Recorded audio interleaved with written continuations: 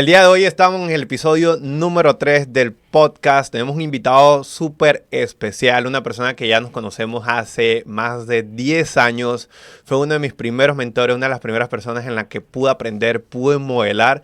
Y lo mejor de todo es que el día de hoy el universo, Dios nos vuelve a unir para poder crear este podcast. Mi hermano Luis Margel, bienvenido al podcast número 3. ¿Cómo estás? ¿Cómo te sientes? ¿Qué tiempo? Gracias, Omar. No, súper chévere, súper chévere. Yo creo que esto es esclarecedor y revelador porque tanto tiempo de conocernos y hasta ahora, después de 10 años, volvemos a encontrarnos y entonces teníamos pendiente esto porque lo habíamos hablado ya, pero pues no lo habíamos hecho, no lo habíamos puesto ya en práctica y se concreta.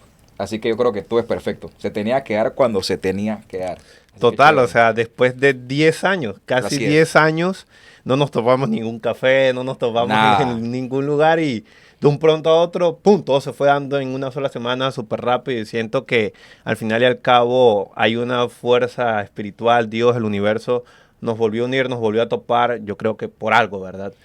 Yo creo firmemente, Omar, que nadie se topa en la vida de nadie porque sí. Yo creo que nada es casualidad. Todo ocurre porque es perfecto y porque tiene que ser. Y a veces uno quiere que las cosas sean cuando uno las desea o las anhela, pero pues como estamos hablando, todo tiene su momento Todo tiene específico. un porqué y Y un ya, para qué. aquí estamos para contar todas las intimidades. ¿Ah? ¿Escucharon eso? Prepárense, listo. Margel, Los colores de todos los calzón. colores, todo. Es que si el color del boxer te funcionaba para una presentación de negocio, ¿verdad? Todo eso, todo eso. Bueno, listo, vamos Qué, entonces a estar conversando chévere. qué bueno poder estar acá en este espacio y poder conocer lo que en su momento no conocí, porque cuando nos conocimos me acuerdo que ya habías alcanzado Sí, una posición dentro de la industria de network marketing, que fue sí. una de las profesiones que desarrollaste, y ya ibas tan avanzado que literalmente cuando yo te conocí ya tenías unos resultados impresionantes, ¿verdad? Pero me gustaría saber, yo te conocí ya teniendo resultados dentro de la industria, pero me gustaría saber quién era Luis Margel antes de la industria, cómo te desempeñabas antes, pero no solamente tu profesión de antes, sino de pequeño. ¿Quién era Luis Margel? ¿Cómo eras de pequeño? ¿Cómo eras? Ok, bueno, normal, 2 brazos, 2 pies, una cabeza. No, mentira. Mira, pues nada, yo vengo de una familia de clase media, pobre como todos, es la neta, la verdad, como se dice, en Panamá. Yo creo que mis padres han hecho un excelente trabajo, padres muy luchadores, muy trabajadores, sin embargo con la data vieja, ¿no? De alguna forma que todos entendemos ya cuando damos un salto al mundo del emprendimiento y cuando ya comenzamos en todo este tema del MLM y pues tal. De niño muy inquieto, muy creativo, muy travieso, pero no travieso desde el punto de vista de agarrar y hacer travesuras malas, sino que siempre estaba pues en todos los eventos, en todas las cosas, por lo menos a nivel colegial, siempre en todos los eventos de baile, en todos los eventos de concursos, competencias, deportes, pues siempre muy activo, muy dinámico. Y siempre tenía como dentro de mí algo especial de que yo sentía que yo tenía que ser diferente al resto, sin desvirtuar a la gente, ¿me explico? Claro. Siempre sentía eso como dentro de mí, que yo tenía que lograr cosas grandes. Y de hecho, pues cuando mi familia, digamos que experimentó como cualquier familia bajas, sobre todo económicas, en algún momento, digamos que tenía eso muy claro dentro de mí, ¿me explico? Que yo decía que yo tenía que cambiar las circunstancias de mi familia desde pequeño y ayudarlos pues de alguna forma a salir adelante y también de alguna forma como siempre pensamos jubilarlos, ¿me explico? O hacer algo para cambiar la historia del linaje de mi familia de tanto trabajo en ese instante. Y así pues comienzo pues toda una carrera que no fue fácil, como te dije, porque pasamos muchas situaciones complejas. Cuéntame alguna de esas situaciones, Mm, la más digamos que recuerdes. por lo menos mi papá fue bastante trabajo, como en cualquier sitio, trabajó en banco, trabajó en empresa. Después él dio su salto, como quien dice, a emprendedor, pero en negocios tradicionales. Tuvo restaurante y todo esto, pero tuvo una circunstancia en la cual pierde todo y fue difícil porque tuvimos que vivir con mi abuela, todos. Recuerdo esas cosas de pequeño. Comenzaron las deudas, comenzaron las llamadas de los bancos, comenzaron las llamadas de los indostanes, los judíos, que cosas que vimos aquí en Panamá. Y yo recuerdo todas esas cosas. Mi hermana estaba pequeña, pero yo lidiaba con esas cosas, me explico. Y a veces yo sentía que de alguna forma trataba de que, por lo menos con mi hermana, por lo menos cuando yo le llevo 9 años a mi hermana, trataba de que por lo menos ella creciera dentro de su niñez como muy feliz dentro de todo, sin recuerdos, aunque no supiese lo que estaba realmente pasando, ¿me explico? Es como si tratara como de que le ayudaba a estudiar y todo el tema, pero muchas veces ella no sabía lo que realmente estaba pasando. Pero yo, aún siendo niño, camino a la adolescencia, como a mis 8 o 9 años, sí sabía lo que estaba pasando.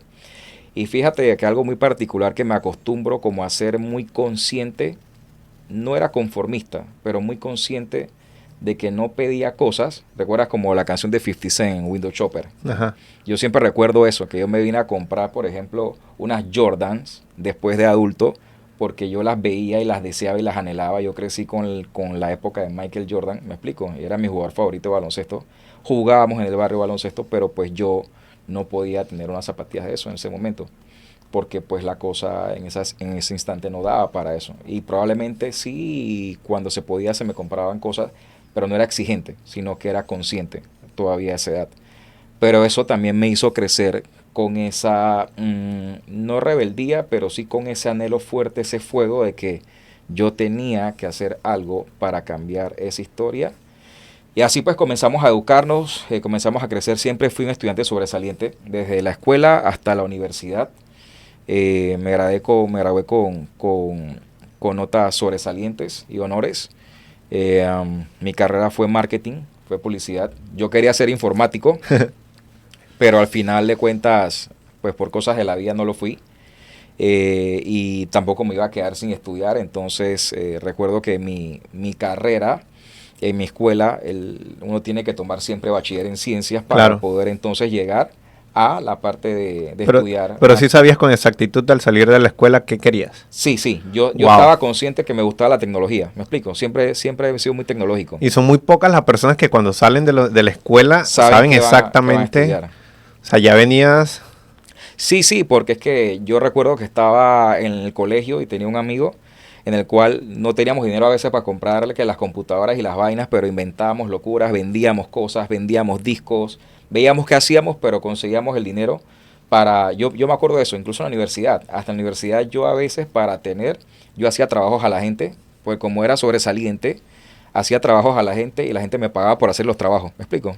Qué interesante que hoy en día uno vuelve a ver hacia atrás y dice, esas iniciativas que uno tiene o tenía, te iban armando camino para lo que hoy uno es. ¿Cómo lo es? Por ejemplo, mira, me acabo de recordar, yo no sé si tú conoces, o bueno, en el mundo de los artistas de la salsa, pues un chico que viene emergiendo, se llama Rafa Moreno, que Rafa Moreno también estuvo en estos concursos de TVN. Ajá. Y todo esto de canto. Hoy está en Estados Unidos, egresado del Boston Institute, del tema de música, y siempre hemos sido muy buenos amigos. Pero Rafa, yo lo recuerdo en la universidad, en jeans rotos, con zapatillas, un suétercito, y andaba por ahí siempre con su guitarra, y era como el chico bohemio, pero no estudiaba, ¿me explico? Tanto así, pasaba, pero muchas veces Rafa estudiaba conmigo hasta en mi casa, se sentaba donde mi abuela y estudiaba conmigo, y a veces habían varias personas así que les hacíamos los trabajos y tal, y pasaban. Y nos reímos a veces de eso, porque cuando conversamos de vez en cuando yo le digo, y él se echa a reír, ¿no? Hoy ya está haciendo su carrera en Estados Unidos como buscando ser un gran cantante y me alegro mucho. Pero lo que tú dices es cierto, a veces uno toma iniciativas para tratar de resolver el momento, y eso es algo que resalto porque no me enfocaba a veces tanto en la situación ni en el problema, sino que buscaba la solución dentro de lo que estaba viviendo en ese momento. Y lo tomé como una ventaja dentro de la situación económica que pues uno pasaba, buscaba las formas, y así comencé a comprarme mis equipos de computación y a aprender. Recuerdo cuando Windows, la ventanita, ajá, el ICQ, esas vainas, el internet, el modem se conectaba, tardaba un montón. Messenger. Ajá, y armábamos computadoras, y yo de esa época, ¿no? Entonces yo tenía claro que iba a estudiar. Pero mi formación no era ciencias, ¿me explico? Sino que era comercio. Entonces, digamos que ahí me ubiqué mal. Y entonces recuerdo que cuando voy me siento, yo siempre era como en la escuela, era como peleado con los números. Fíjate esto, peleado con los números, odiaba los números. Como fui muy creativo y digo que Ajá. soy hemisferio derecho, yo estaba peleado con los números. Después entendí por qué tenían que gustarme los números, ¿me explico? Entonces voy y me siento en el examen de la tecnológica en la Universidad de Panamá, en tecnológica, y cuando comienzo a hacer el examen yo la gente rascándose la cabeza, la gente decía que era durísimo. Y tú lo veías fácil. No, al contrario, no lo veía nada fácil, fue durísimo. Me hice una parte y lo dejé y ya, yo me paré y me fui porque sabía que no había nada que hacer. Y ya después hablando con mi papá un día me dice, no, pero igual tienes que seguir y tienes que buscar algo realmente que te guste aparte de porque no vas a perder un año por eso. Y ahí entonces ya yo busco la carrera de marketing, busco un plan completo e inicio pues obviamente ya toda la carrera de marketing me graduó de eso. Ya después recuerdo que uno de mis primeros trabajos fue vendiendo tarjetas de crédito, durísimo, ¿Cómo era? durísimo, porque no tenía experiencia, el conocimiento de nada. Y yo recuerdo que me da miedo llamar y estaba sentado me acuerdo que en Credomatic, con una sala de más de no sé cuántas personas trabajando, haciendo todos lo mismo, y había que vender tarjetas como loco, y yo no llegaba a la meta porque me daba pena, no sabía cómo hacerlo, y ese tema, ese miedo, me explico, estaba jovencito, empezando.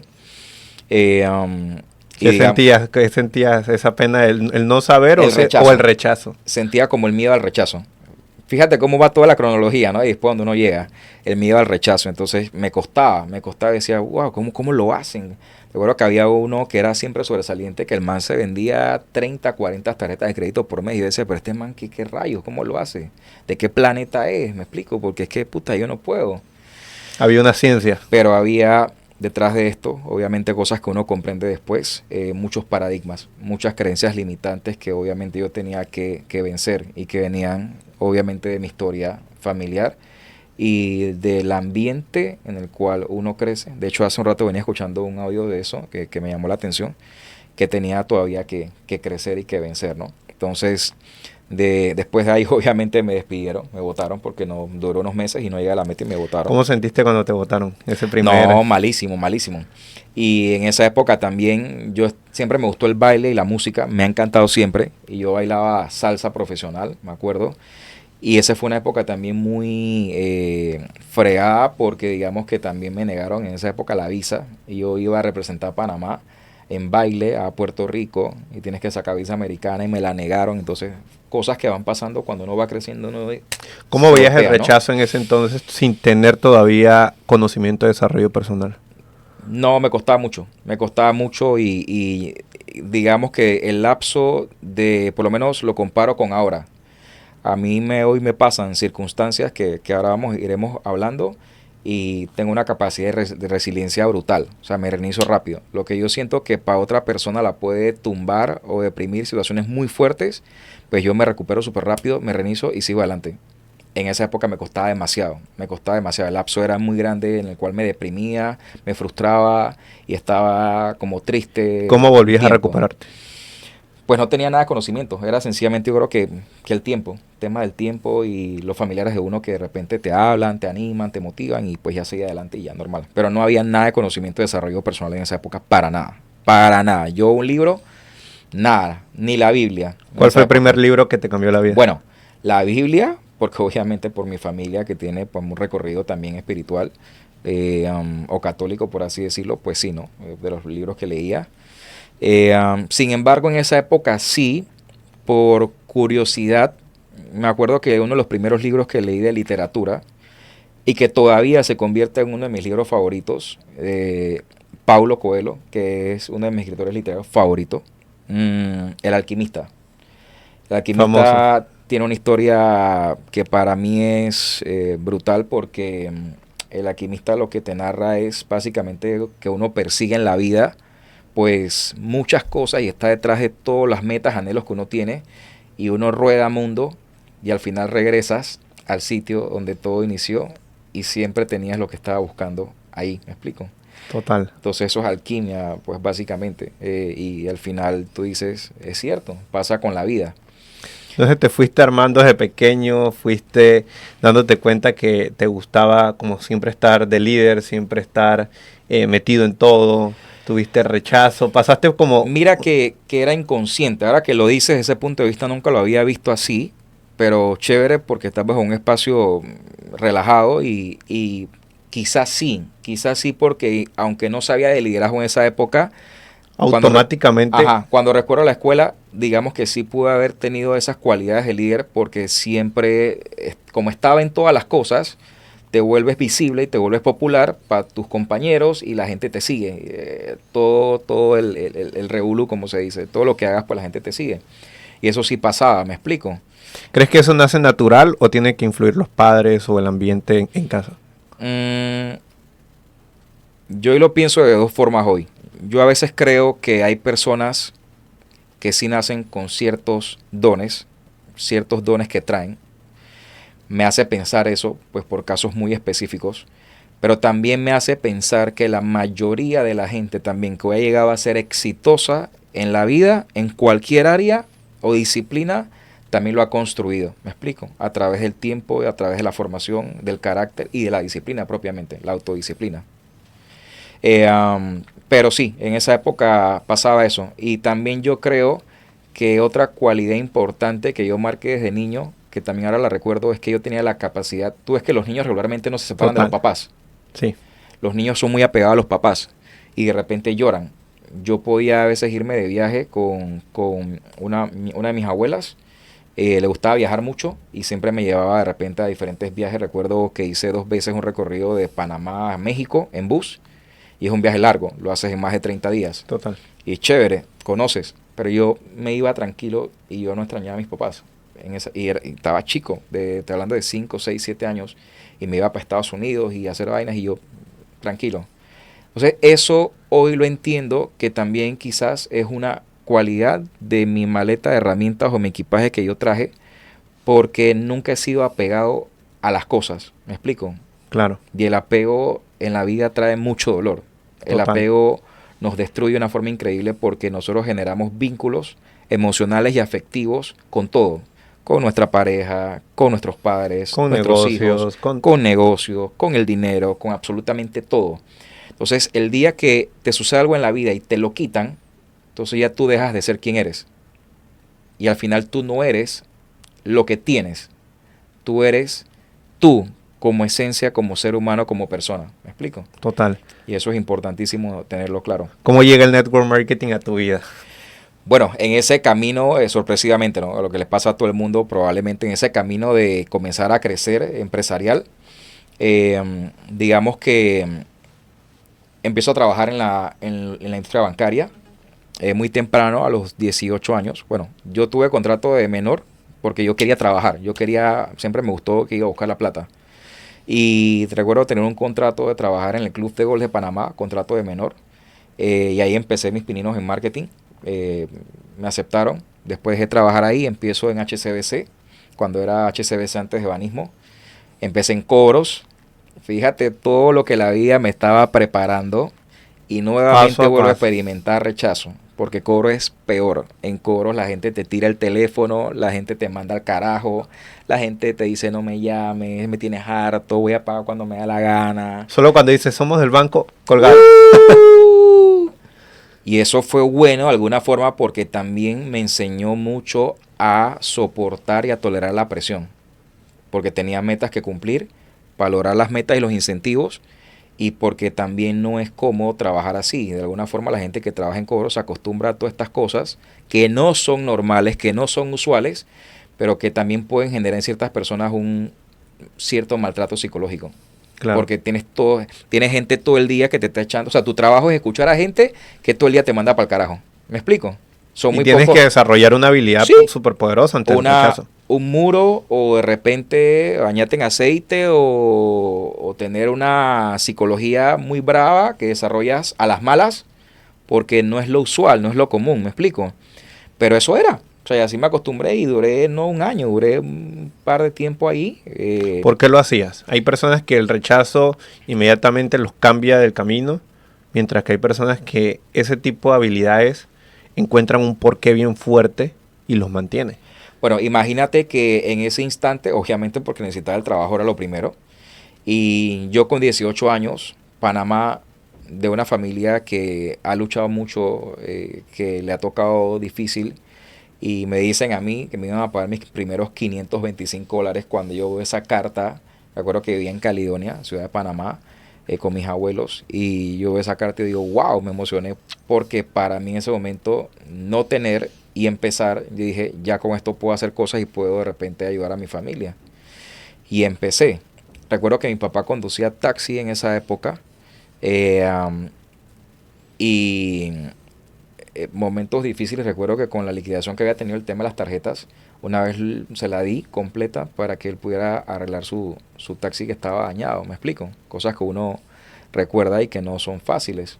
O también por lo menos cuando el auto se le dañaba, que uno lo empujaba. Recuerdo siempre un momento muy difícil que vivimos, que el carro se le dañaba mucho y le costaba, y entonces uno bajo la lluvia de pequeño, acababa de salir él que iba a trabajar y había oído fuerte, el carro se le queda, y yo bajaba y empujaba el carro con mi papá, y me acuerdo que las lágrimas se me salían porque yo decía, wow, ¿por qué a mi papá le pasan tantas cosas? ¿Por qué el carro se le daña? Me explico.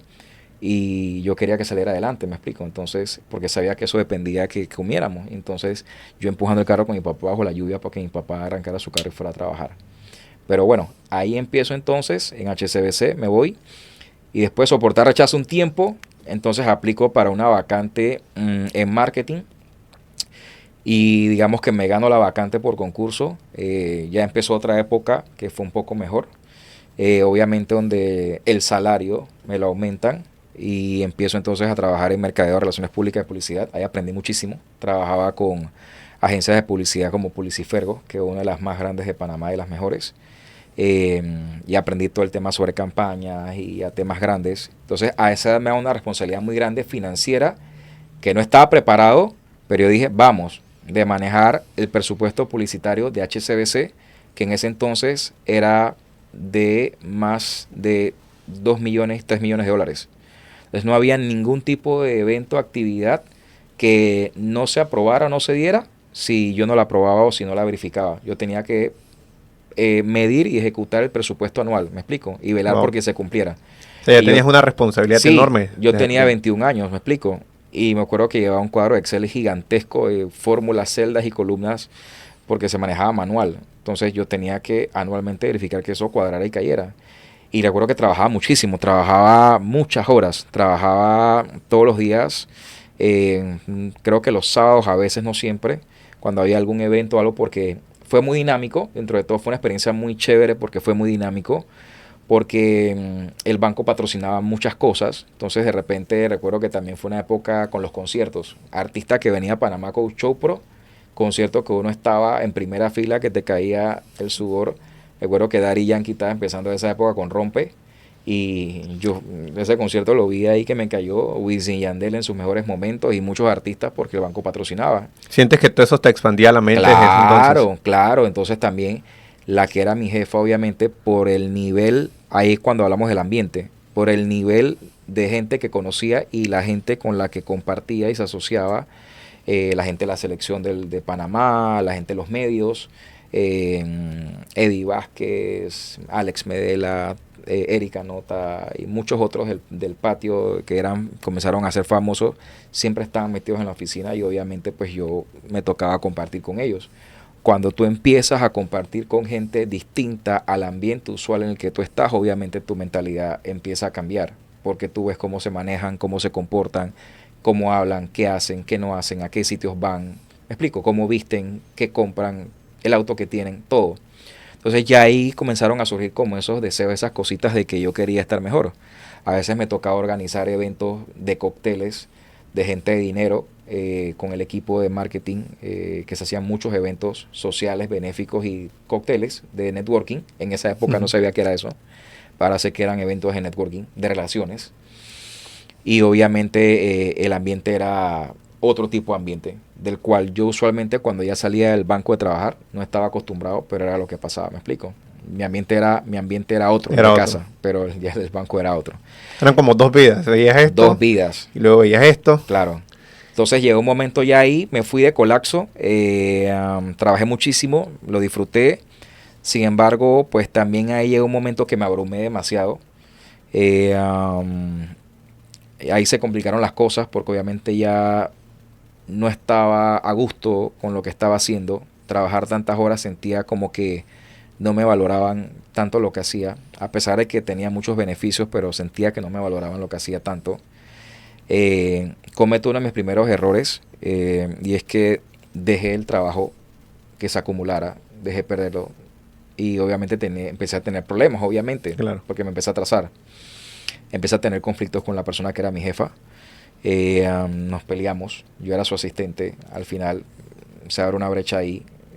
Igual me despiden, hago un mutuo acuerdo con el banco, salgo de allá y me fui. Hoy la respeto muchísimo porque la aprendí muchísimo, una persona con mucho carácter, siempre recuerdo muchas cosas de ellas y ahí sigo mi vida adelante.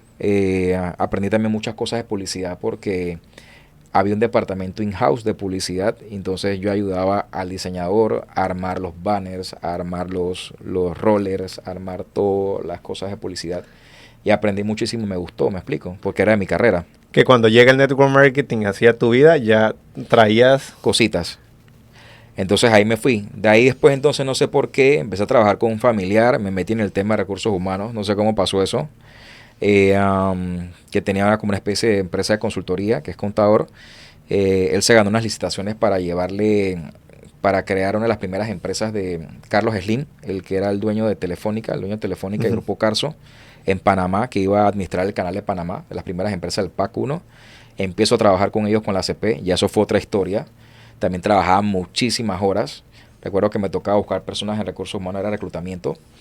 Las hojas de vida, por lo menos un explosivista en Panamá o de repente una persona de minas, una vaina así, eran no sé cuántas hojas del currículum, la hoja de vida 100 páginas, tenía que sacarle copia a todo eso, llenar unos formularios larguísimos, someter la aprobación de la ACP, era una cosa increíble. Ahí estuve un tiempo, ya ganaba más, un poco más, pero también llega al mismo tiempo. Yo siempre digo que yo soy como un alma libre, como un alma rebelde. O sea, no me gusta estar encapsulado en un sitio. Ya cuando llega un momento donde la rutina me envuelve, como que me ahogo, ¿me explico? Tengo que estarme moviendo. El no estar en movimiento me mata. Entonces, yo mismo llegué a un momento que busqué Dicen ya. que cuerpo en movimiento, cerebro en crecimiento. Total. Entonces yo no lo sabía, pero intuitivamente, ¿no? Entonces salí un momento de eso y ya dejamos de trabajar allá. Y después empiezo en otra empresa de recursos humanos que se llama Manpower. Ahí empecé otra escuelita de recursos humanos más grande todavía. Entonces yo era el gerente outsourcing de recursos humanos de las empresas que me tocaba administrar. Al principio bien, chévere, aprendí muchas cosas. Manejaba el código de trabajo, manejaba el tema laboral, manejaba el tema de negociaciones, hasta me tocó con obreros constructores de Suntrack, pliegos, vainas fuertísimas, ¿me explico? Me acuerdo yo haber trabajado a Colón y tener que pagarles a obreros molestos, con reclamos, y toda esa vaina, y pues yo le hice frente y lo saqué adelante. Pero volvemos al mismo punto. Un día estaba yo, y disculpa la palabra, pero cabreado. Estaba cabreado un día sentado así cortándome el cabello y yo digo, puta Dios, mándame algo mejor. Ya estoy cansado de trabajar tanto porque a veces me daban en las mañanas haciendo planilla. Por lo menos les manejábamos las planillas a varias empresas grandes de Panamá, entre esas copas, me acuerdo. El sistema era manual, la forma era manual y yo amanecí haciendo planilla y mi papá me decía, pero está bien que tú quieres surgir, pero no es para que te mates, me explico. O sea, hay que buscar otra cosa. Entonces, porque se paraban de dormir, yo vivía con ellos y entonces yo sentaba en la sala de la casa y no podía dormir, tenía que irme a trabajar de una vez, me explico. Entonces, es una historia de mucho trabajo, siempre he trabajado muchísimo. Siempre te excediste. Siempre me excedí, siempre. Entonces, ahí un cliente al cual yo le había trabajado, le gustó lo que hacía y entonces me lleva con él ya como gerente de nómina, que fue mi último empleo en el mundo corporativo, a otra empresa más que tenía que trabajar con el canal, cuando la ampliación, PAC 3, estos eran españoles, una empresa española que había hecho proyectos en Dubái y ahí así me voy como gerente para la parte de nómina. Ya ahí, digamos que mi último salario rondaba casi los $3,000, $2,500, $3,000 con bonos más o menos. Trabajaba mucho. Ahí empecé a tener una pareja un poco más formal, que fue la que empecé a tener redes. La empecé en redes, pero mi vida era muy sedentaria entonces. Me había engordado muchísimo porque mi vida nada más era trabajar de lunes a sábado, comer dormir. El sábado salía, llegaba, me acostaba y me paraba a cenar y de repente el domingo se había un paseo o algo y ya. Y en esa etapa que estabas, ¿no recordabas al niño Margel que buscaba algo más, que buscaba más que sobresalir, impactar? Fíjate que no, o sea, yo creo que sí estaba el tema interno, la rebeldía. Yo creo que con el tiempo siempre creció, siempre creció. Eh, am, y finalmente ahí explotó. ¿Por qué? Porque lo traía acumulado hace mucho tiempo. Todo lo que tú reprimes por mucho tiempo, ahí es el momento en la vida que explota. Y yo creo que la vida lo atrajo, ¿me explico? Porque eso es lo que yo inconscientemente estaba trayendo y pidiendo. Entonces llega un momento, un día también cansado y agotado de mi oficina, de trabajar tanto, de estar harto del sistema, porque a pesar de que yo era empleado, no tengo nada contra las personas que trabajan y son empleados, normal, pero pues hay realidades en esta vida que son concretas y las sabemos. Entonces yo estaba harto y es lo que mucha gente hoy en día le cuesta admitir. Hay gente, y yo conozco muchas todavía hoy, me explico, cercanas, hasta familiares. Hay gente que probablemente le guste su profesión, que no es tan mal de repente con lo que hacen o estudiaron, pero saben en el fondo y no lo admiten que lo que están haciendo no les va a llevar a cumplir sus metas y sus anhelos, que el salario que ganan no les da realmente para vivir, sino que están sobreviviendo, que pagan sus cuentas, los frijoles, como le dicen algunos, pero no les alcanza para más. Y con las redes se ha proliferado que obviamente hoy la gente puede ver la vida de todo el mundo. Entonces hay tanto mentiras como cosas que son reales. Entonces ves gente que vive mejor que tú y empiezas inconscientemente a compararte y te preguntas por qué yo sí y yo no. Pero no lo admites, ¿me explico? Hay un Claro. tema de ego muy grande ahí, interno y orgullo, que tú ves mucha gente hoy en día vistiendo bien, con un carro, sobre todo en Panamá se da muchísimo un carro de lujo, pero están hasta aquí, en deudas, viven endeudados, las tarjetas de crédito altas, las finanzas perdidas completamente, pero el querer aparentar, ¿me explico? El querer que la gente vea que yo tengo, que yo puedo, que yo hago, y al final es mentira, por un tema de ego. Entonces, digamos que en ese momento mis finanzas no estaban desordenadas, pero tampoco tenía información de un manejo correcto financiero. Entonces, pues me estaba entrando platita, si lo queremos llamar así, pero al final de cuentas tampoco disfrutaba mucho porque no tenía tiempo. Entonces, era como que lo mismo. Y un día harto también ya viene un amigo mío, de hecho el baile, me llama y me invita, como ya sabemos, a una reunión donde me iban a plantear un proyecto que posiblemente me podía cambiar la vida. Y yo, ¿Primera vez que te hacen ese tipo de invitación o ya anteriormente te la habían no, hecho? no, no, no. Yo creo que en esa época no era tan usual como fue en los últimos años. Estábamos empezando. En Panamá no había muchos movimientos de eso. Recuerdo que las empresas más antiguas que ya conocemos que hacían network marketing en Panamá eran Amway, eran For Life, Herbalife. Herbalife y los sistemas eran un poco distintos. Entonces, creo que de repente For Life era el que más tenía ese tipo de invitaciones, pero las otras dos no lo hacían igual. Entonces, obviamente agarran, me invitan y yo escéptico. Yo escéptico porque yo de eso, nada.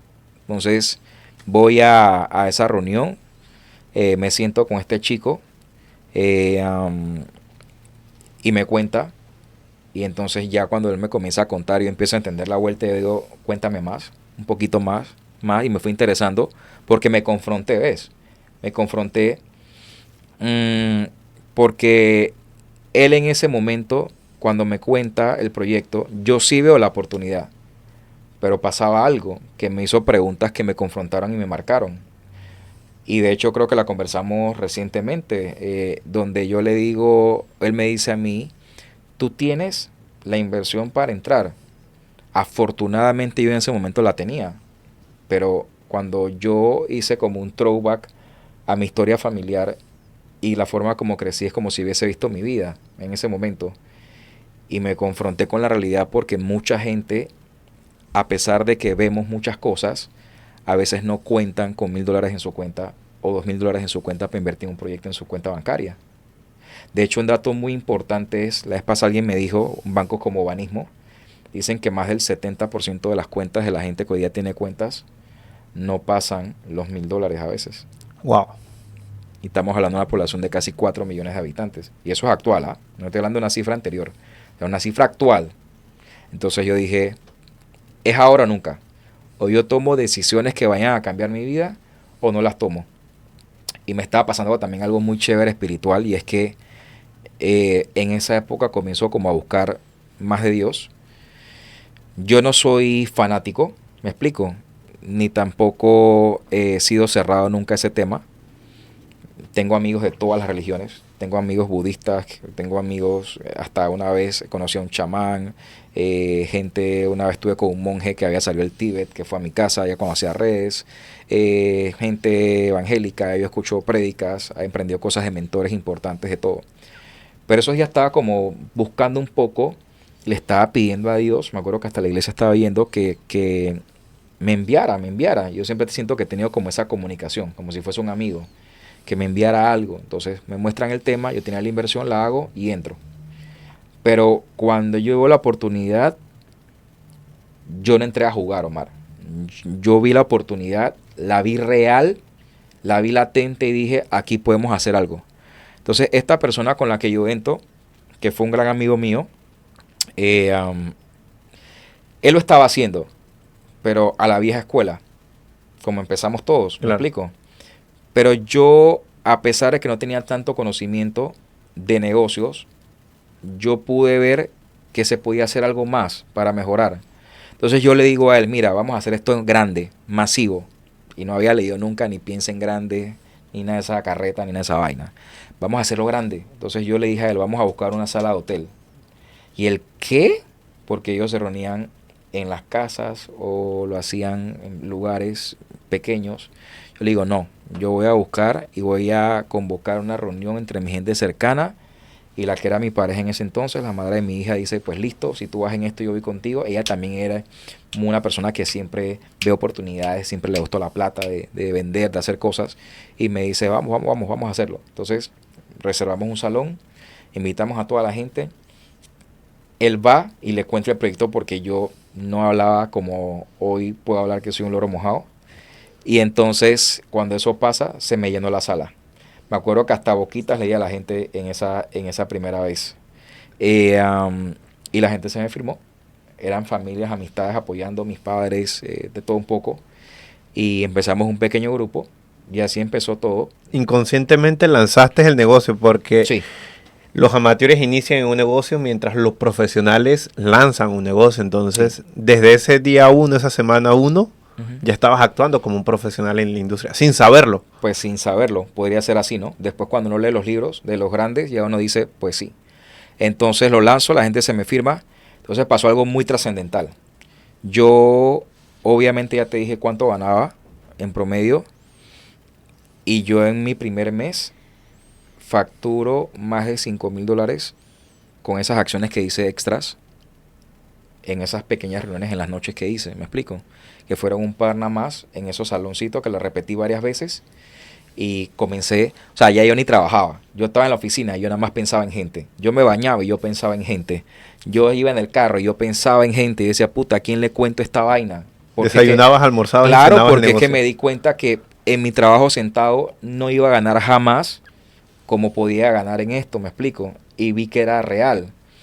Entonces yo se lo comencé a contar a todo el mundo, inconscientemente, sin pena, como que me puse una coraza y dije, esta vaina se la cuento a todo el mundo, sea quien sea, si sea el presidente de Panamá, Angela Merkel en Alemania, quien sea, pero o sea, yo me armé como de un mindset inconsciente, todo fue intuitivo, de que para mí, Omar, sentarme con alguien que tenía dinero o sentarme con alguien que no tenía dinero era la misma persona.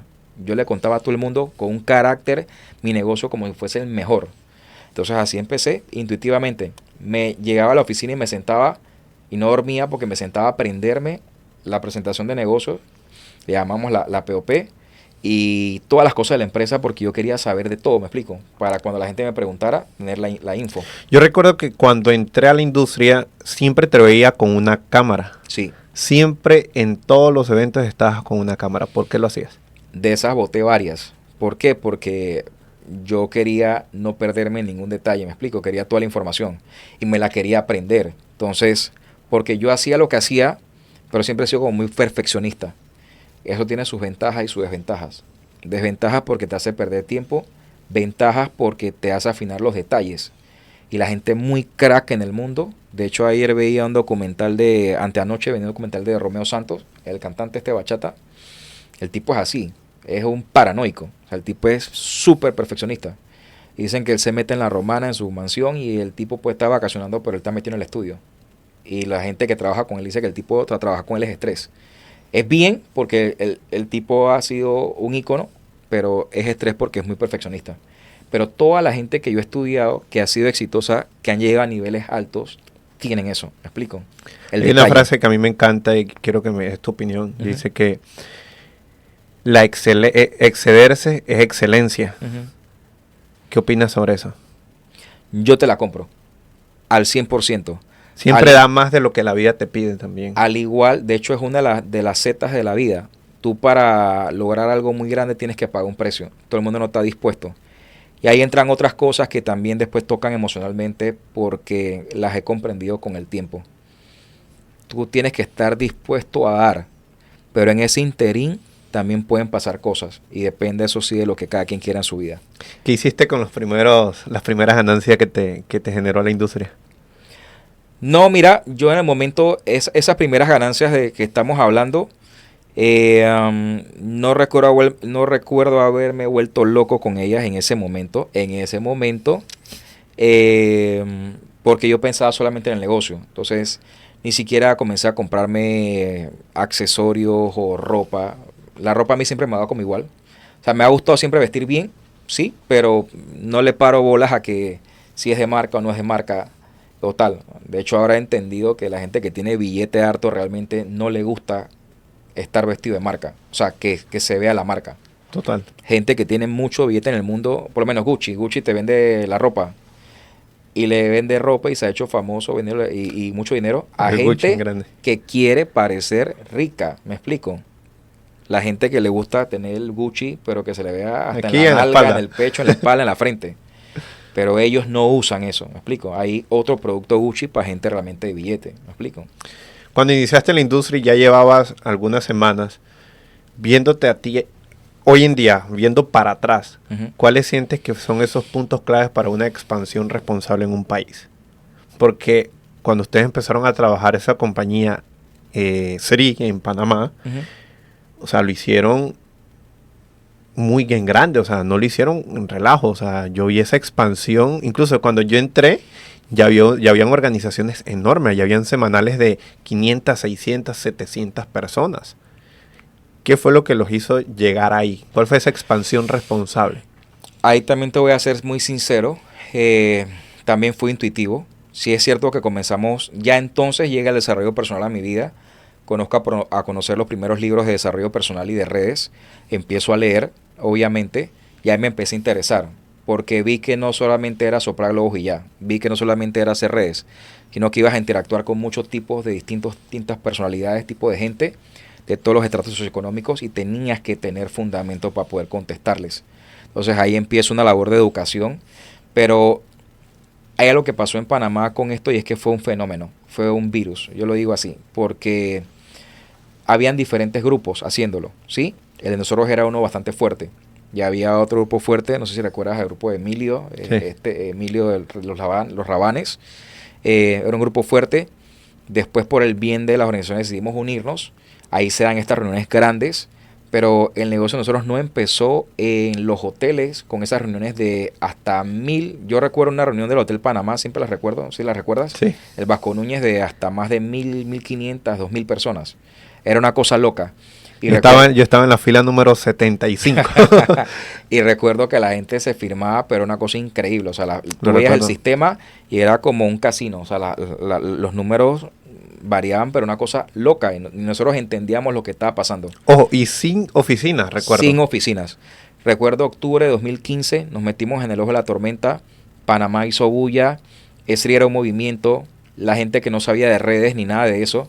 Porque antes de eso, yo recuerdo que para mí el liderazgo era como, si tú hablabas de liderazgo, el líder, para mí eso era como una secta religiosa. ¿Me explico? Claro. No entendía realmente el valor de lo que es y la importancia del liderazgo. Pero eso fue como un movimiento tan fuerte que al final en todos lados tú escuchabas, incluso la gente que no sabía del movimiento de Network Marketing o de MLM, la gente ya hablaba del movimiento de SRI, porque se metieron muchas figuras.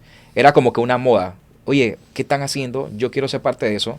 Que tiraba a la gente la tarjeta en la cara, fírmame, yo le entro. Y a eso yo me refería con lo que conversábamos tú y yo en estos días, y es que básicamente yo siento que a la gente le gusta pertenecer a algo. Todo el mundo quiere ser parte de algo grande, de un movimiento, por modo, por lo que sea, pero eso conecta. Sin embargo, ese movimiento fue tan fuerte, Omar, que yo recuerdo el año 2015, lo tengo muy marcado.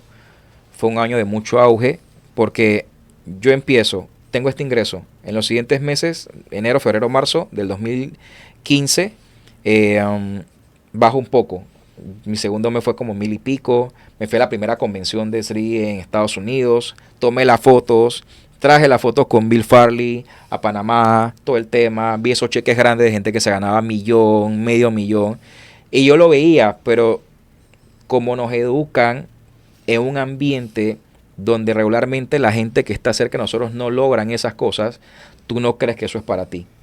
Y yo voy a eso, yo vivo la experiencia, me hospedo en esos hoteles, estoy con esa gente y yo lo veía, tenía el sueño, tenía la fe, el anhelo, pero yo todavía en el fondo no creía que yo era capaz de lograr eso. ¿Qué te hizo ir? Yo sentía que tenía que tener resultados. Yo si algo siempre he entendido es la idiosincrasia nuestra y que es muy diferente a otros países. El panameño tiene que ver resultados a veces para poder comprarte las cosas. Porque siempre te preguntan, ¿y te está pagando eso? ¿Y cuánto te gana? Y no sé qué. Pues somos muy así, ¿me explico? Y no, sí da. no queremos por ver, sino que tenemos que ver, demuéstramelo. Y también ven tu estilo de vida. No debería ser porque yo siempre he dicho, la gente te trata por lo que tienes, por lo que haces, que es tu profesión, y de último por quién eres, tus títulos, y después por lo que eres. Debería ser lo contrario. La gente debería tratarte por lo que tú eres como persona, como ser humano, por tus valores, tus cualidades, tus características, después por tus títulos y de último por lo que luego por lo que tienes. Pero así somos. Entonces, yo tenía que tener resultados. Y yo sentía que si iba, me podía tomar las fotos y de alguna forma también todavía ya había logrado el rango de 4 estrellas, que era uno de los rangos iniciales. Y obviamente nos premiaron, nos dieron unos pequeños galardoncitos. El famoso 4 estrellas en 4 semanas. 4 estrellas en 4 semanas, yo lo logré y nos fuimos para allá y entonces obviamente recuerdo, o no recuerdo realmente, no, sí lo hicimos. Recuerdo que este amigo de nosotros que fue gran amigo y mentor, él no pudo ir a ese viaje, no tenía visa, se quedó, pero yo decía, bueno, si al menos nosotros vamos, fuimos 3 nada más, podemos traer todo eso a Panamá y que la gente vea que sí es real lo que estamos haciendo.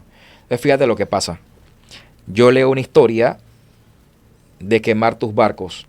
¿Para qué y a quién ese libro llega a mi vida y esa historia? Y yo leo el tema de quemar tus barcos de Alejandro Magno. De una historia en la cual él fue a conquistar un ejército, una isla, tal, pelearon y entonces él le dice al capitán, quema los barcos para que no tengan forma de regresar. Porque si ellos no tienen forma de regresar, entonces ellos van a dejar el pellejo ahí y ellos tienen que buscar la forma de volver a su familia. Y yo hago lo mismo de loco. Ahí fue que empezó el tema de la locura, que me pusieron el loco, ¿te acuerdas? En Panamá. Sí. Y yo vengo y yo renuncio a mi trabajo. Nada más tenía un mes de haber empezado a hacer esto y yo salto al vacío y el todo por el todo. Lo ha puesto todo. All in. Así yo siempre soy decidido con mis decisiones. Siempre tomo decisiones drásticas y han sido así. Entonces yo no miré atrás y dije, voy por esto. Ahí tenía que fajarme, obviamente. Y así lo hicimos. Entonces, después que eso pasa, yo andaba en la calle como loco siempre, reuniéndome con gente, contándole a todo el mundo y full. Y los ingresos se dispararon.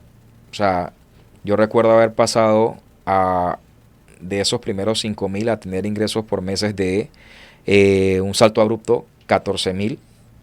Después veo un mes de 18,000. Después veo un mes de 20 y pico mil. Después llegó un mes de 30 y pico mil. Y uno de los meses más altos que tuve en redes fue de $49,000. Cuando una persona que viene del barrio, que nunca en su vida ha logrado algo así, ni ha vivido algo así, para ti eso es como un sueño. ¿Me explico? Me explico porque yo decía, ¿esto qué es? ¿Cómo se come? O sea, yo nunca pensé que iba a llegar hasta aquí. Y esa explosión. Y de repente ya hasta se volvió un tema que tú mismo lo viste y lo viviste. Esas reuniones, la gente se quería tomar foto contigo. Había gente que quería que le dieras consejos. ni coach era, me explico. Ya he estudiado cositas, pero ni coach era en ese momento. Y mi vida cambió drásticamente porque habían cosas a las que yo no estaba acostumbrado.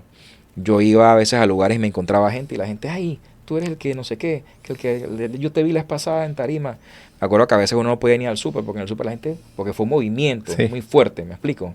Y me encontraba gente así y uno prueba como que las mieles un poquito pues de lo que yo pienso que viven a veces los artistas, que sí es una vida a veces también estresante. Todo el mundo quiere ser famoso, todo el mundo quiere la fama, pero nadie quiere lo que hay detrás de la fama. Todo el Total. mundo quiere ir al cielo, pero Pero no nadie se quiere quiere morir. morirse. ¿Me explico? Si quieres ser reina, tire besitos. Entonces, obviamente, le pasa a los artistas. Entonces, eso empezó a pasar y cambió todo. Y ahí empiezan también parte de los desaciertos, porque así mismo como fue un acierto en mi vida y cambió todo, ya ahí pasaba algo. Ya el tema no era la plata. Porque hay una realidad. Todo el mundo quiere billete, pero $5,000 mensuales para mí hoy, literal, cambian la vida de cualquier persona.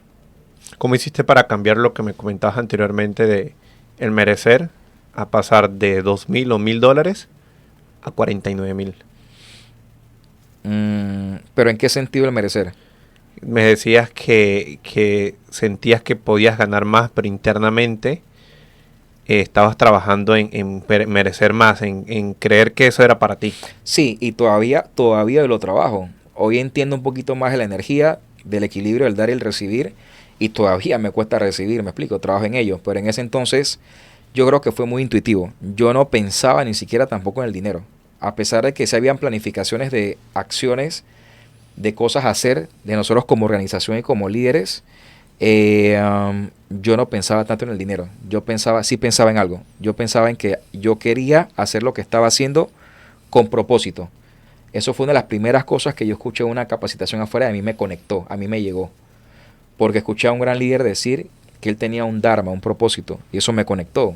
Porque decía, ya va más allá de mí. Con esto yo no solamente voy a cambiar la vida de mi familia, sino que puedo intentar comenzar a cambiar la mente de la gente, para que toda esa gente como uno que se crió con dificultades, con problemas socioeconómicos, con temas familiares, que obviamente pues el dinero sí mejora la vida de cualquiera, pues puedan tener una mejor calidad de vida y puedan tener más tiempo. ¿Me explico? Yo no tenía a mi hija en ese momento, pero yo quería que el crecimiento de ella fuera diferente y yo pensaba en eso. Entonces yo quería una historia diferente. Entonces yo no pensaba tanto en el dinero, pero sí en el propósito. Y yo lo que salía a hacer todos los días, yo no me preocupaba que cuánto iba a ganar, ni estaba viendo la cuenta siempre. Pero fíjate, inconscientemente actuaba en abundancia. Hoy lo entiendo.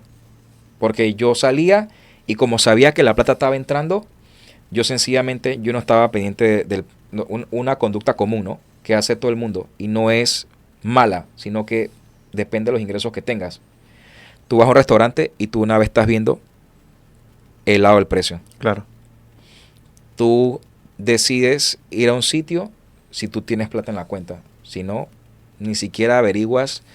La gente cuando quiere un carro, hay mucha gente que ni siquiera piensa en comprarlo y ni siquiera van a la sucursal del auto a ver el auto porque ellos saben que no es posible para ellos.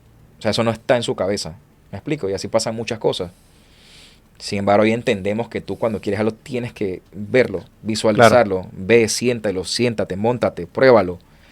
Que fue lo que pasó cuando me compré el Mercedes. Yo me siento en el Mercedes, voy a verlo, estaba en el showroom. Yo en mi vida pensé que iba a entrar a una sucursal de Mercedes-Benz. No era posible para mí, me explico, no estaba en mi estrato.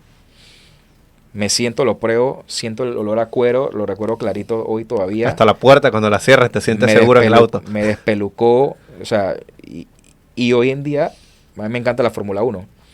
Sabemos que ese logo de ellos es uno de los picos de excelencia a nivel automotriz. Tú puedes, para mí, lo digo por mí, yo sé que hay autos increíbles hoy en el mundo, de todas las marcas. Que si Lamborghini, que si Maserati, que si todas las marcas que ya sabemos. Pero para mí Mercedes es sinónimo de excelencia. Eso agradó siempre a mí, se quedó grabado. La gente ve ese logo, esa estrella, y la gente dice, esto es otra cosa. Ni con BM me pasaba eso, las estrellas. Entonces, esas cosas, cuando tú pruebas una experiencia que es distinta, ya tú dices, esto es otra cosa, ¿me explico? Pero yo no pensaba en el dinero. Yo salía a hacer lo que tenía que hacer con el propósito de ayudar a la gente a que cambiara su mente para que empezara a tener una vida distinta y que a través de mi ejemplo y las cosas que yo estaba logrando, la gente pudiera ver un chico que salió del barrio, que no era un astronauta ni era otra persona, sino que como tú y como yo, pero tomó decisiones distintas. Y esas decisiones y ese cambio de mente le llevó a comenzar a lograr y a tener resultados bonitos. ¿Me explico? ¿Mirabas el reloj en ese momento cuando trabajabas? O sea, mirabas si a qué hora terminabas, tenías una hora de finalizar. No, al inicio no. Al inicio era solamente que yo era como un adicto. O sea, Recuerdo. A mí me decían, hay alguien para presentar. A mí eso me encantaba. A mí me encantaba sentarme con la gente a mostrarle el proyecto. Y después, inconscientemente, le hice coaching a muchísima gente. No sabía que lo era, pero se lo hice porque tú le escuchas los problemas a todo el mundo. Entonces, parte de ese mundo de emprendimiento es escuchar a la gente, no tengo plata, tengo problemas matrimoniales, mi hijo no sé qué, quiero pagar esta deuda. O sea, le escuchas todos los fracasos y los dolores que tienen para poder entonces ayudarles. ¿Me explico? Total. Y alguien me dijo una frase una vez que me cambió y es que cuando tú ves a alguien, un indigente, primero dale comida. ¿Me explico? Para que el tipo te entienda. Porque el tipo tiene hambre. Él no te va a entender si tú no le das comida primero. Dale comida, vístelo, báñalo y después tú te sientas con él y entonces el tipo te va a escuchar. Y eso pasaba con la gente. O sea, yo no estaba pensando como que mi negocio es un problema. Mi negocio la gente lo va a rechazar. Yo sabía que lo podían rechazar, pero yo me puse en una mentalidad tan fuerte que yo lo que pensaba era que mi negocio es un regalo. Cambié las circunstancias. Yo creía firmemente en que cuando yo me sentaba con alguien, yo podía cambiar la vida de esa persona, si se dejaba ayudar, claro está. ¿Me explico? Entonces yo salía con eso a la calle y yo no medía hora. Si yo tenía que ir a Chiriquí a trabajar unos días, yo me iba. Si yo tenía que ir a Santiago, aunque estuviese cansado unos días de Chiriquí, yo me iba a Santiago. Lo recuerdo que iban todos los fines de semana a A Chiriquí. veces, no sé si recuerdas que estaba un día en provincias centrales y de repente estaba en Panamá. Y al rato aparecías en la semanal. En la semanal, recuerdo una vez estar en Santiago trabajando y a las 5 de la tarde, 4 o 5 de la tarde, salí para Panamá volando en el Mercedes. Casi me choco para llegar a una central y fue una de las mejores centrales que tuvimos o que yo recuerdo en mi vida. No sé si recuerdas una que me vestí de blanco, Sí. que fue en el Hotel Rio, Sí. que se llenó, fue una de mis mejores presentaciones. Se llenó, Lo pero recuerdo. había más de 1000 personas ahí. Y así, o sea, esa era mi vida en ese entonces. ¿Piensa que los eventos son importantes en la industria? Importante. Respondiendo a tu pregunta, yo creo que una expansión, cuando comparo lo que se hace hoy, me parece que es, no digamos más fácil, siempre va a tener su grado de complejidad, pero lo digital y la tecnología ha ayudado muchísimo a que sea más sencillo, más posible para la gente hacerlo. Porque cuando la pandemia llegó, todo cambió a Zoom, a virtuales, a llamadas. Y mucha gente comenzó a sacarle provecho y a crecer sus equipos a través de eso. Y bien, chévere. Pero dentro de mí yo siento que siempre va a ser importante el contacto. Total. Porque tú no haces negocios con los negocios. Y Así sobre es. todo en redes, tú haces negocios con la gente. ¿Me explico? No sé si recuerdas ese lema que teníamos. Primero la gente, Gente. segundo la gente, tercero la La gente, gente. cuarto la gente, quinto yo. Entonces, cuando tú haces este negocio, yo me di cuenta con el tiempo que tú enamoras a la gente. Enamoras a la gente de ti, de tu presencia, de tu personalidad, de tus detalles, de tus atenciones. Y eso hace que sea perdurable. Entonces, alguien a mí me enseñó una vez, cuida a tu gente, cuida a tus líderes, porque los tornillos se oxidan, las estructuras desaparecen. Pero esa gente que tú cuides, y eso aplica para todo, hasta para las empresas, mundo corporativo, si tú cuidas a la gente, esa gente te va a comprar a ti y te va a pagar todos tus metas y tus anhelos. Porque si tú los cuidas, ellos te cuidan. Y funciona mucho el network marketing. Yo estaba pendiente de la gente y estaba pendiente de mi gente. Yo le hice regalos por montones y me di plato mar a mucha gente que yo estimaba y que estaba en mis equipos. O sea, si de repente para alguien era importante ir al concierto en primera fila de una persona, yo lo llevaba. Accesorios, regalos que me costaban, yo se los compraba de relava. Querían irse para noción de pan. O de repente, pues gente que no se esperaba cosas, lo sorprendía. ¿Me explico? Ese era yo, porque yo siempre he sido una persona espléndida en ese sentido. Nunca me ha nunca me ha interesado más el dinero que la gente. Entonces, yo pienso que para una expansión saludable hay que entender la estructura de cómo funciona el sistema. Y esto es un sistema, sea como sea, aunque sea digital. Tienes que iniciar a la persona, tienes que al iniciarlo mostrarle cómo accede a su lista de contactos, tienes que hacer un trabajo con él hombro a hombro. Total. Tienes que empezar a cambiar la mentalidad y eso lo haces estando con él. Y eso es lo que yo te acabo de decir que me genera un poco de conflicto en esta época, porque se hace muy digital. Como se hace muy digital, ya no hay tanto contacto. Ya no hay tanto contacto. No Pero se siente la energía. Cuando tú estás cerca de alguien, tu energía es irreemplazable. Y la persona se acostumbra a cosas tuyas. ¿Me explico? Entonces, todavía Hay personas que en su vida han recibido un abrazo y en la semanal reciben Total. 5, 10, 20 abrazos. ayer te vi decir algo que yo decía en mis presentaciones y lo recordé. Yo decía, este man copió bien, aprendió bien y todavía funciona, ¿me explico? Entonces, así como tú, mucha gente ha salido de nosotros que están hoy en diversos equipos de redes y son exitosos. Yo era profundidad número 200, recuerdo, algo Bueno, así. pero para que veas, o sea, el mensaje llegó. Nosotros, y yo siempre a veces decía, digo, no me quiero morir todavía, no quiero hacer mucho todavía, pero yo decía en un momento dado que yo ya podía morir porque había cambiado la vida, tocado la vida de muchas personas, y fue cierto. Nosotros capacitamos en Panamá y Latinoamérica a miles de personas, no a cientos, a miles de personas. Tú sabes que yo fui uno de los capacitadores que más salí del país. Claro. Eso es producente y contraproducente. Al inicio no lo entendía porque eran experiencias nuevas para mí, después lo entendí. El sistema requiere que tú, ahí me dijo un gran líder una vez, tú vas a ser un networker de verdad y completo, no cuando tú sepas dar presentaciones, no cuando tú sepas iniciar el negocio, no cuando tú sepas llamar a alguien, no cuando tú sepas persuadir o cerrar a alguien, o las habilidades básicas. Tú vas a ser un networker de verdad cuando a ti te depositen en un país solo y tú puedas iniciar un sistema completo tú solo, que requiere que también sepas cómo hacer centrales, eventos, cómo organizarlos, cómo organizar a la gente, cómo administrar a los líderes. O sea, todo el sistema completo montarlo tú sin ayuda de nadie. Y que corra. Y que corra sin ti. Y eso me marcó, ¿me explico? Y en cierta forma nosotros lo logramos al inicio. Pero lo que pasa es que a veces también pienso que la gente cree en temas de expansión, aunque uno puede hacer hoy el negocio en cualquier país, yo siento, es mi opinión muy personal, que uno realmente forma un sistema después de varios años. Tienes que llevar a gente a rangos importantes y que su red sea sólida y que sea estable para que ellos ganen dinero y su red no se les caiga. Porque la historia ha dicho que la red de gente, aunque ganes dinero, se te puede caer. Total. Y nos pasó. A ambos nos pasó. Entonces, en otras compañías anteriores. Entonces, eso es importante entenderlo. Porque lo que hace perdurable el sistema, como estas empresas antiguas, es lo que también hemos conversado en algún momento, de que tú encuentras una historia familiar de un código familiar de fulanito que empezó el negocio, sus hijos lo continuaron. Y 20 años después y 20 heredan años el después, negocio. heredan el negocio y crean un legado. Eso es una vaina bien heavy, ¿me explico?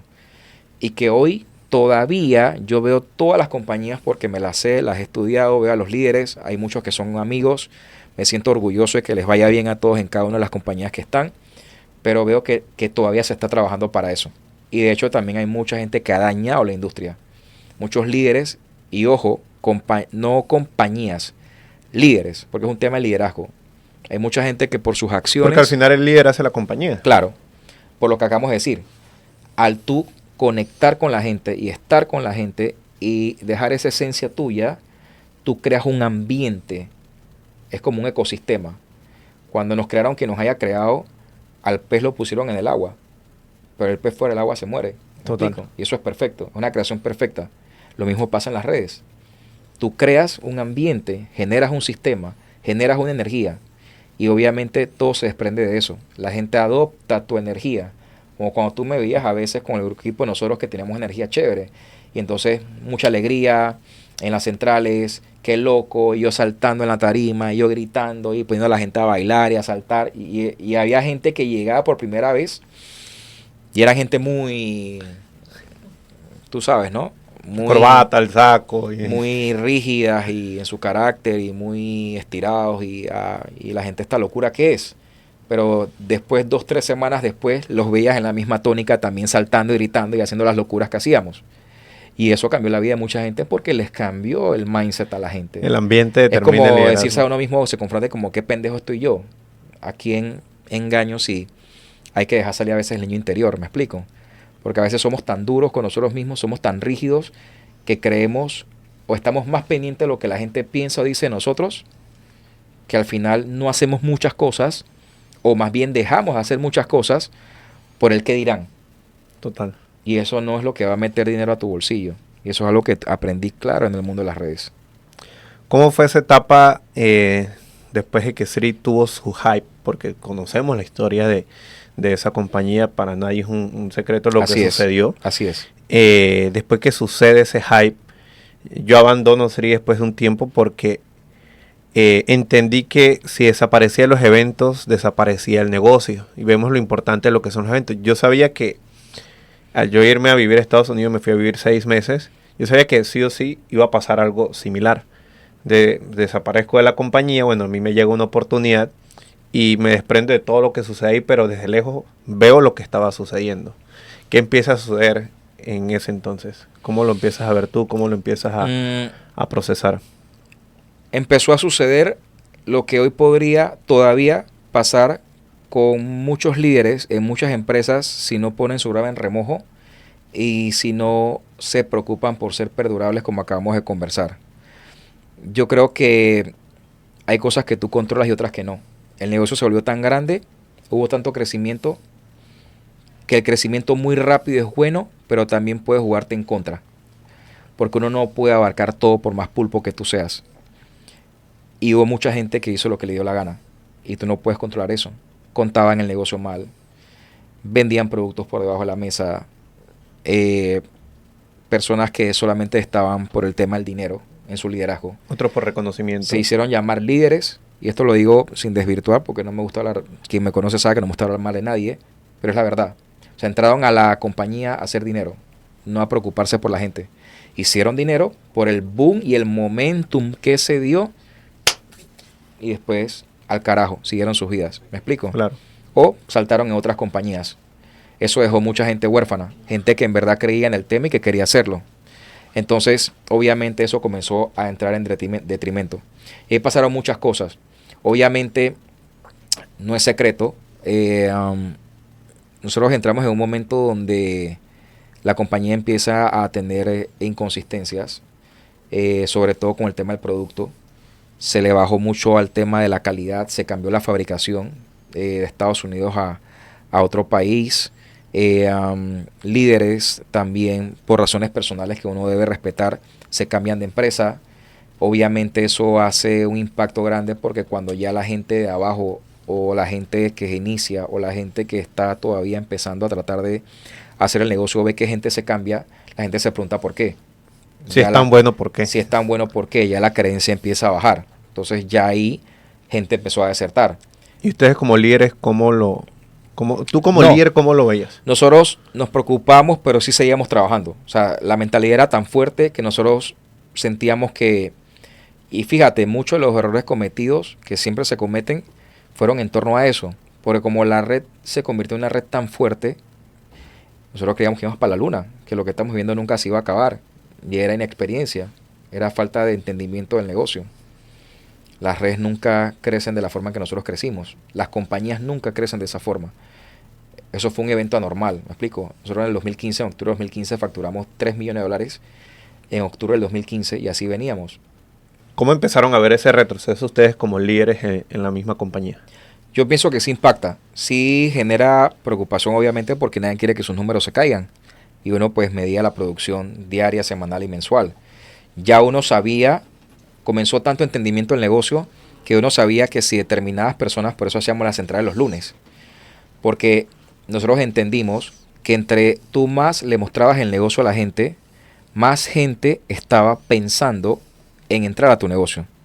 No solamente en rechazarlo, en entrar a tu negocio. Y el involucramiento es lo que iba a hacer realmente que la gente entrara tarde o temprano. O no entraba, pero eso era parte del proceso. Entonces, en ese proceso que se daba de una presentación, de involucramiento de otros eventos, de otras experiencias, ya la gente iba encontrando la forma de buscar el dinero para entrar a hacer el negocio. Pero sabíamos que dependiendo de la cantidad de gente que hubo en una central, así mismo también los números iban a ser a final de semana. Lo teníamos ya medido, ya sabíamos. Si me van 200, 500, 300, ya sabíamos más o menos cuánta gente por probabilidades podía entrar al negocio. Y a veces gente que en una central iba a la presentación, no entraba de una vez, pero sabías que ese mes, dentro de ese mes era muy posible que ya la persona entrara. Entonces sí nos preocupaba, pero la mentalidad era tan fuerte que nosotros seguíamos adelante y seguíamos como el todo por el todo. Porque algo que sí teníamos éramos que nos habíamos prometido que íbamos a ser leales a nosotros. Era un código muy importante y a la empresa con la que iniciamos. Porque cuando parte de gente comenzó a cambiarse compañías y no duraban, comenzamos a ver lo que pasaba. Entonces nosotros decíamos, todavía tenemos un negocio que podemos mantener si trabajamos en él y un negocio bonito. Pero hoy te repito, pasaron muchas cosas.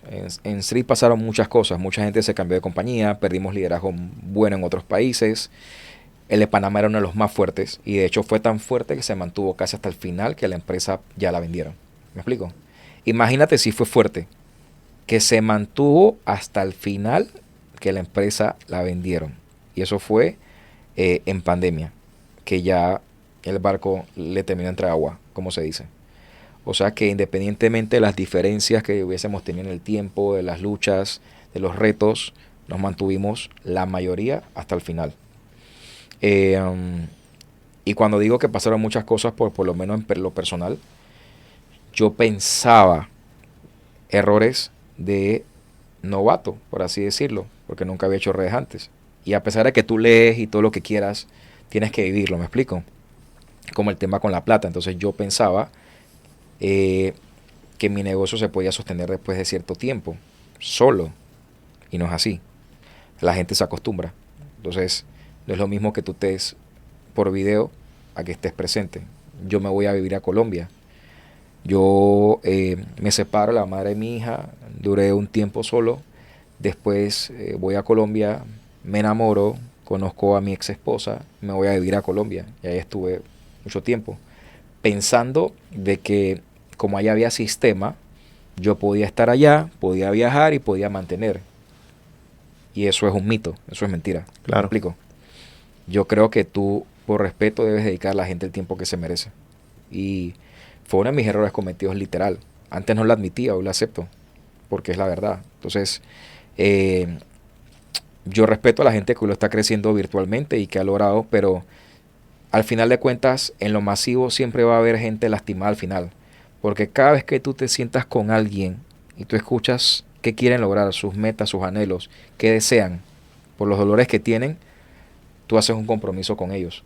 Que es de ellos netamente, no puedes culpabilizarte que depende de ti si alguien abandona, pero sí tienes que procurar crear el ambiente y el espacio para que esa gente pueda lograr esas metas con lo que haces. ¿Qué hiciste y qué pensaste en esos puntos cuando la compañía la venden, ya la organización no es la misma de 3, 4 años atrás? Muchos líderes empiezan a tomar sus caminos. ¿Tuviste algún punto bajo donde sentiste como que, qué más, hacia dónde tomo, qué hago? Varios Varios. momentos, muchos momentos. ¿Cuál fue el obviamente. más impactante? Yo creo que una de las cosas más fuertes para alguien que ha construido un negocio de redes de mercadeo que ha llegado a ser fuerte, el conflicto más grande es no querer decepcionar a la gente, porque sientes una presión y una carga muy fuerte sobre ti. Y cuando empiezan a pasar cosas, porque una cosa es que un líder tome malas decisiones, o que no sea íntegro, o que no sea leal, o lo que sea. Pero otra cosa es que pasen otros factores externos a ti y al liderazgo que compliquen la situación.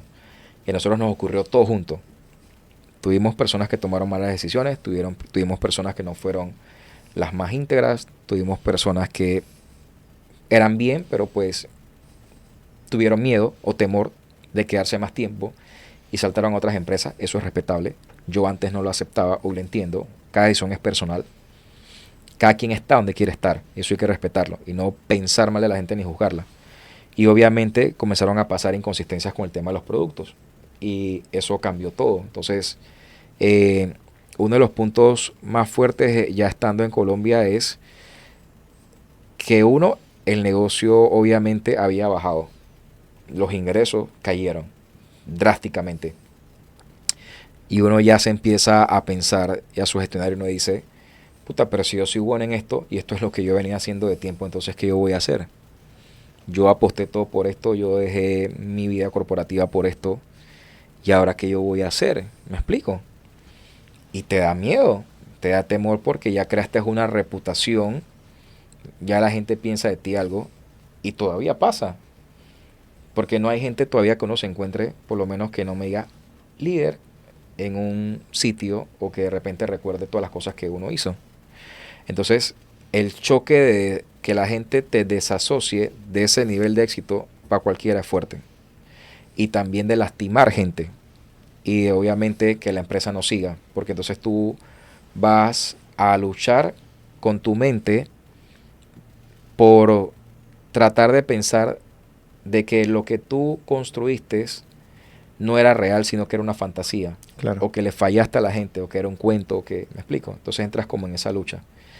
Entonces cuando el negocio ya se desmorona, pues al principio sí temor, ya después fue como una etapa de aceptación. Como cuando tú estás en una relación con alguien y se vuelve tóxica y la relación al final no prospera y empiezan muchas inconsistencias y tú tienes el anhelo de salvar la relación y entonces tú dices, vamos a intentarlo, vamos a seguir, todavía se puede. Hasta que llega el tiempo, pasa el tiempo, te consumes, perdiste tiempo y moriste. Y ya dice, no hay nada que hacer. Entonces, ya, hay que marcharse. Entonces, eso fue lo que pasó.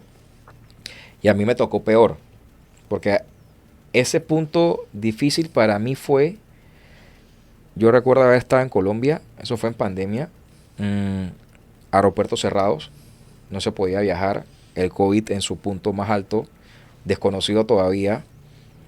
Yo no podía viajar porque me había resistido a vacunarme. De hecho, yo no me vacuné. Yo fui tan rebelde al tema de las vacunas que yo no me vacuné. Digo, entonces yo que soy una especie en extinción. Estoy sanito. Entonces, mi mamá tuvo una crisis muy fuerte con el COVID. Mi mamá casi se muere. 2 veces, de hecho. Y reciente. Y yo recuerdo haber estado impotente, frustrado, bañado en lágrimas.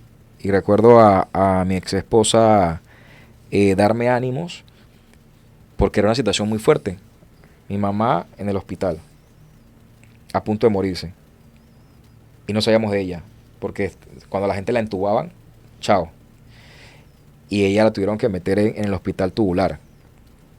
El negocio se estaba haciendo pedazos, literal, se estaba cayendo. Yo no podía viajar, no podía ver a mi hija.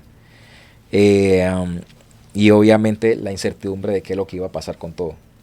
Entonces fue un punto muy fuerte de inflexión, ¿me explico? Porque uno creó o tomó esa decisión para hacer eso por ellos también, ¿me explico? Y no poder ayudarlos como yo en ese momento pensaba, por muchas razones, para mí pues era muy fuerte ese tema. Hasta que finalmente pues nada, se pasó lo que tenía que pasar. Digamos que Dios metió su mano y pues mi mamá se salva, gracias a Dios, como otro episodio también que le pasó después. Por algo tiene que estar aquí la vieja, como se dice. Gracias a Dios por ello. Y pues nada, al final de cuentas aceptamos entonces finalmente que ya no había nada que hacer.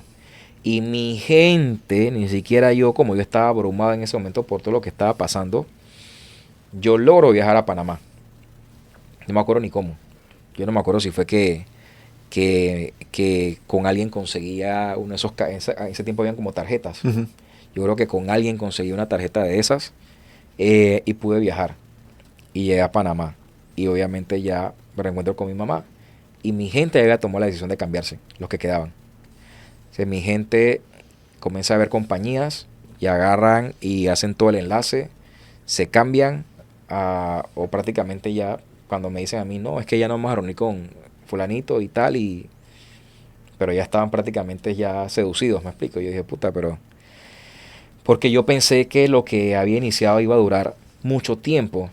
Y eso me carcomía la mente, ¿me explico? Entonces, eh, pues así fue. Y entonces ellos se cambian todos.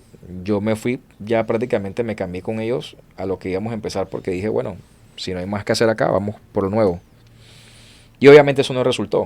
¿Me explico? No resultó pues porque fallaron muchos temas también con el tema de producto, no entraban a Colombia, no se pudo hacer.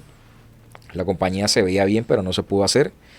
Y ya, pues, entonces, para mí entra como un tema como de desilusión. No de la industria, sino como de la gente, del liderazgo y del sistema. Y yo me abro, Omar. Yo me abro y dijo, ya no quiero saber más de las redes. O sea, fue como un momento como de que ya yo dije, no puedo más. Necesito un tiempo yo mío aparte. Y era perfecto de alguna forma lo que estaba pasando porque mi vida en Colombia era una vida muy tranquila. ¿Me explico? Muy campestre también. Tenía muchos espacios abiertos, naturaleza, todo esto, entonces me sirvió muchísimo. Entonces yo me abro y me reinvento. Y vuelvo entonces a buscar mis habilidades de marketing porque yo dije, pues tampoco me voy a morir de hambre. Entonces yo inicio nuevamente mi agencia, comencé a hacer temas de asesoría estratégica de marketing, de publicidad, entonces comienzo a trabajar obviamente con el tema de la cirugía plástica. Mi ex esposa tiene una empresa de cirugía plástica en Colombia y obviamente comienzo a trabajar con gente de restaurantes, franquicias, hoteles. Ya me metí en otro cuento nuevamente. Ahí fue que te dije pues que aprendí todo el tema de las cámaras y todo eso. Y nadie sabía eso. Había gente que se preguntaba, porque yo ni publicaba nada. Yo dejé de publicar, ¿Dónde está Margel? yo desaparecí, mandé al carajo todo, yo ya no subía ni mensajes, ni videos, nada. Y yo recuerdo haber, cuando hablaba con alguna gente que llevaban a mis oídos, como que le preguntaban a cierta gente que era cercana a mí, como que este man de qué está viviendo, qué es lo que está haciendo, dónde se metió, porque yo como que lo justo y lo necesario. A veces como que me dan ganas ya a nivel personal de empezar y yo empezaba a subir cápsulas y vainas y después paraba. Pero me perdí completamente el mapa. Y ya ahí siguió la vida, normal, seguí mi vida de casado allá. Finalmente, 2000, ¿estamos qué? 2024, 2023. eh, Fue otro episodio fuerte también, por tantas cosas que yo he pasado, que era lo que conversábamos. No sé si viste un post que subí Sí. reciente en las historias mías. Porque a mí estando en redes me pasaron cosas. Yo nunca hablé incluso hasta de una extorsión que yo sufrí por plata. ¿Me explico? De gente malintencionada, delincuentes. Y no era poquito, ¿me explico? Y yo soportaba eso con el liderazgo que estábamos teniendo y los eventos. Tú me veías a mí reído, con la mejor energía, tal, pero yo estaba lidiando con eso. Y eso le ha pasado a otros líderes que conozco. Total. Porque cuando la gente ve plata, también hay gente mala. Entonces, como todo. Y me pasó esa experiencia y fue muy fuerte. Me confrontó mucho y hubo momentos que me quebró mentalmente. Porque yo no quería que mi negocio sufriera pérdidas o se cayera por cosas que yo estaba viviendo. Y que inconsciente o conscientemente las atraje o me las busqué. No sé. A veces pienso que sí y que no. Por ejemplo, yo un temor que tenía de que no es un tema de abundancia era que para mí a veces antes tener dinero era un tema de que te podían robar, de que te podían, ¿me explico? O yo temía quedarme sin plata. Todo lo que yo temía lo atraje y me pasó. ¿Me explico el punto? Por eso yo le digo a la gente hoy, no atraigas lo que temes y no temas cosas porque las vas a atraer, te van a pasar. Entonces finalmente eso fue lo que pasó. Y entonces en Colombia pues ya me separo de mi esposa. Finalmente tuvimos una crisis nosotros personal, pasaron unas cosas que son ya personales pues. Y nos separamos, para mí fue fuertísimo, fue muy fuerte. Claro. Porque pues yo pensé también que yo iba a envejecer con esa mujer, ¿me explico? Siempre, cada cosa que vas a hacer lo ves ni siquiera a corto plazo. He visto que siempre lo ves a largo plazo. Que si vas a si vas a hacer algo, lo vas a hacer en serio. Total. Si hoy tuvieras que volver a comenzar dentro de la industria de network marketing con todo lo que sabes, con todo lo que haces, con todo lo que has tenido y con todo lo que has aprendido, ¿cómo lo volverías a hacer? A largo plazo. O sea, y tú lo sabes. Yo cuando regresé a Panamá el año pasado, yo estaba cerrado. Cuando tú estás cerrado, emocional, yo siempre hablo de las inteligencias, física, mental, emocional, espiritual. Por todas las cosas que estaban pasando, yo era como un tipo de esos que lo mandan a Afganistán, sobrevivió y viene con el misil cojeando por el desierto de tantas cosas que había pasado y aguantaba en el tiempo tantos años y no había tenido un escape. Entonces yo me bloqueé, yo me cerré, yo no quería saber nada. De hecho yo llegué a Panamá y llegué bajo perfil. Yo no me reuní con nadie, yo no hablaba con nadie, yo no hacía actividades con nadie, nada con nadie. Yo me refugié solamente en mi familia y todo lo hacía con mi familia ya. Y obviamente empecé a hacerle marketing a la empresa de mi padre y hacer negocios independientes yo en asesoría y otras cosas, pero con nadie, o sea, me explico, todo undercover. Por lo que estaba pasando, me explico, porque esa separación me pegó muy fuerte. Entonces hasta que ya llegó un momento, hasta con Dios me peleé. Y yo me acuerdo que le reclamaba pero ¿por qué esto? Hasta que llegó un momento que ya solté. Y yo dije, pues sí he pasado por todo, como lo dije, pérdidas, quiebras, separaciones, traiciones, todo lo que haya pasado, conflictos, peleas, todo lo que un emprendedor haya podido pasar.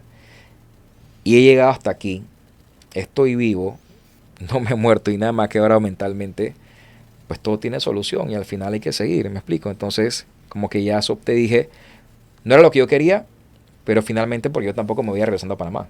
Yo pensé que también me iba a quedar en Colombia, me gustaba. Entonces yo dije, pero lo acepté y lo solté. Y uno siente, internamente uno siente, uno dice, hasta aquí ya. Entonces ya ahí como que me abrí y ya me senté a ver opciones. De hecho yo te dije que me había firmado una empresa y tal y tal y tal. Y pensé arrancar, no sé si tuviste que yo grabé un video. Yo grabé un video de hecho que iba a arrancar. Vino todo el tema en Panamá de esto de la mina, ¿recuerdas? Sí. Y se cerró todo el tema y los cierres y yo como que ya me aguanté como que esto qué es. Y eso me pausó muchísimo. Me pausó muchísimo y no arranqué como era debido. Otra gente que había contactado como que, no sé, no estaban en su momento. Y ya como que me pausé y me quedé un rato tranquilo como observando desde lejos el panorama y analizando todo. Y viendo todo, ¿cómo lo volverías a hacer con la experiencia que ya tienes? Ahora, pero con el hambre de ir por lo que te mereces o por lo que te debe. Yo tengo una frase que a mí me encanta, Eso es me la dijiste la industria me la debe. Me la debe. Eso es algo que me dijiste la vez pasada y chévere, ¿no? Tampoco le he visto esa perspectiva. Es como cuando uno es pequeño y tienes un conflicto así con un niño, uno queda como que... Lo que pasa es que esa frase completó el big picture que yo tenía en la cabeza y es que no lo había analizado como lo vinculé con esa frase y es que Dios te manda, aunque tú no quieras, a veces a los lugares donde tú iniciaste o tienes cosas pendientes para que termines las cosas que tienes pendientes. Y yo siento que mi regresar a este país, que es mi patria obviamente y la quiero y la amo, fue por eso. Yo tenía muchas cosas pendientes aquí, me explico, que dejé inconclusas. Y he ido ordenando todo eso en este tiempo que he estado nuevamente acá, gracias a Dios. Y ahora que ya me abrí nuevamente, me siento con esa energía, ¿sabes? Me siento ligero, me siento con esa fuerza. Yo pienso que es otra versión de Luis Margel, ya más madura, ya con más experiencia, ya con más sabiduría. Y pienso que hay mucho por hacer. Tú sabes bien que he estado evaluando compañías, he estado viendo los planes de pago, he estado viendo el liderazgo, he estado viendo las variables que hay que ver y las cosas que hay que ver para poder realmente tener una casa en la cual uno pueda construir a largo plazo. Tengo amistades en todas las empresas, eso no es secreto para nadie. De hecho, en Panamá, tú eres uno de ellos. Hay otros también que sabemos que están haciendo lo suyo. A todos los conozco y como te dije, me alegro por ellos. Pero al arrancar yo de nuevo, que me siento estos días tentado con eso y hacerlo bien, lo voy a hacer perdurable. Y no lo voy a hacer, como siempre he dicho yo, para jugar. Sino es que yo siempre decía algo antes. O la cago completa o no la cago. O meto las dos patas o no las meto. Yo nunca he hecho nada en mi vida a medias o por hacer. O soy blanco o soy negro. O sea, me meto hasta el cuello en algo, me meto. Entonces, ese es como mi pensar. Yo creo que de iniciar un negocio, me gustaría hacerlo bien, me gustaría hacerlo correcto, me gustaría hacerlo íntegro. Así me siento en este momento ligero, ya como que han cerrado todos esos capítulos de mi vida que tenía que cerrar para seguir adelante en todas las áreas. Y no pensando en chiquito, ¿sabes? Porque por lo menos uno a veces las metas y ve lo que se gana y se siente bien. Y hay gente que tiene zona de confort. Pero las redes no se hicieron para eso. Las redes se hicieron para lograr todo lo que uno pueda lograr. Y es lo que la gente a veces le tiene tanto miedo afuera, y yo los entiendo. Porque te has acostumbrado tanto a un ambiente en el cual la gente tiene las mismas deudas que tú, la gente debe las tarjetas de crédito igual que tú, la gente tiene los mismos préstamos que tú, y el ingreso que tú, y el auto parecido al tuyo, o más o menos de la misma categoría, o la casa parecida. Y cuando tú ves que te cuentan cosas que parecieran ser imposibles, tú crees que no son para ti o no las vas a lograr jamás. Pero las redes representan todavía en esta época, y lo he analizado con tiempo, el vehículo para poder lograr todavía muchas metas y muchos anhelos. Obviamente recargadas, porque en la pandemia aprendí de trading por mi cuenta, como una habilidad que yo quería desarrollar, porque yo decía, no quiero depender solamente de una empresa, quiero aprender la habilidad, y empecé a estudiarlo yo por mi cuenta. Pagué mentores, pagué cursos y empecé y aprendí. Sin embargo, hay nuevas herramientas hoy digitales que ponen el mercado más interesante, porque si antes era posible y lo hicimos con las uñas, Claro. tocando puertas, cansando a la gente, viviendo el rechazo en primera fila, como lo hacían los de antes. Ahora imagínate con todo el tema digital, que ahora te sientas, grabas videos, lo pautas, y entonces al pautarlo llega un montón de gente, y ya no es como que tienes que estar persiguiendo a la gente. Ya el negocio se hace en otra perspectiva. Ahora tú atraes a la gente. Total. Entonces eso me parece muy ganador, y creo que hay muchísimo por hacer todavía, y pues se vienen cositas que no podemos decir en el podcast. Sí, última pregunta. Si hoy no estuvieras, Dios no lo quiera, ¿verdad? ¿Cómo te gustaría que te recuerden? Una gran pregunta, una gran pregunta. Yo estuve una vez en un seminario en otro país, donde me hicieron la experiencia de enterrarme. Eso lo tampoco que mucha gente sabe. Y es una experiencia bien fuerte, porque te la hacen de noche, obviamente. Te recrean todo el ambiente tenebroso y misterioso. Te sugestionan para que era una experiencia de crecimiento, obviamente. Y nos enterraron, me enterraron. Y nos hicieron esa misma pregunta que me acabas de hacer. ¿Qué quería que dijera uno el epitafio de uno? Yo creo que a mi corta edad todavía me siento como de 20, aunque tengo 38, y siento que hay mucho por hacer. Yo siempre quiero que la gente me recuerde como una persona que hizo todo lo que estuvo a su alcance para ser un ejemplo, para ayudar desinteresadamente a la gente a su alrededor, con un buen corazón, espléndido, alegre, energético, y como una persona sumamente accesible y amigable. Pero principalmente eso. No, yo siempre le digo a Dios, no me dejes partir este plano, llévame cuando tú quieras, pero no me dejes partir este plano sin que yo cumpla mi propósito, y sin que yo pueda entregarle de mí a la gente todas las habilidades que tenga y los dones que tú has puesto sobre mí. ¿Me explico? Porque yo siento todavía que no he desarrollado mi máximo potencial. Yo siento que todavía no he logrado todo lo que quiero lograr, sobre todo en temas de negocio y en temas de la industria o lo que sea que Dios quiera que esté. Y siento todavía que todavía me falta compartir demasiado de la historia de Luis Margel, que mucha gente desconoce. Porque la gente se quedó con el chico de barrio o el gerente de recursos humanos que logra ser networker y comienza a ganar plata y logra cosas. Y se convierte en un speaker, en un capacitador y tal. Pero ocurrieron muchos procesos muy fuertes posteriores que fueron los que realmente me hicieron crecer. ¿Me explico? Y siempre recuerdo eso. La gente cuando empieza en redes quiere lograr rango de una vez. Pero recuerdo también una historia que alguien que me contó. Y si los logras rápidos, te llevan a una tarima y te piden que los cuentes. ¿Qué historias tienes que contar? ¿Cuál es tu fracaso detrás de eso? Tú no conoces a un líder por su éxito, lo conoces por sus fracasos. Y cómo se ha recuperado y se ha levantado esos fracasos. Entonces, ahí es donde está el punto vertebral de este asunto. Es que hay mucho todavía por compartir de mi experiencia que le puede servir a muchísima gente, Omar. Porque también pasa algo. La gente aplaude el éxito y crucifica el fracaso. Pero la gente no sabe que el fracaso es realmente tu catapulta a tus próximos éxitos, porque es lo que te va a acercar a ellos. Entre más fracases, te estás moviendo. Si no fracasas, no estás haciendo nada. Si la gente no te critica, si la gente no habla de ti, no estás haciendo nada. Cuando la gente hace algo y está en movimiento, vas a tener detractores. Mientras no lo hagas, no, porque no eres nadie. No haces nada. Estás como agente secreto.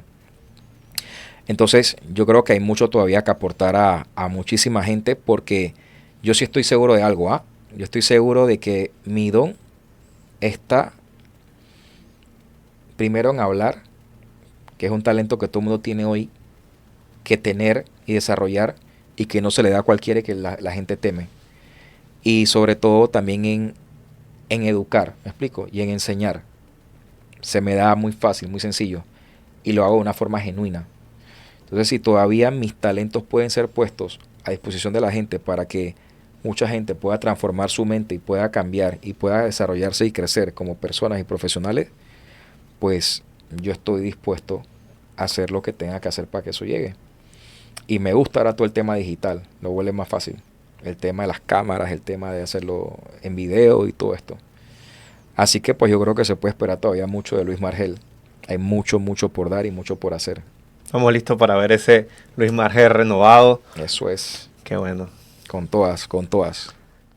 Este fue el episodio número 3 con Luis Margel. Ya conociste su historia, y lo que te invito el día de hoy es que prestes atención a lo que esta persona, a lo que esta historia con patas literalmente va a empezar a crear a partir de ese momento.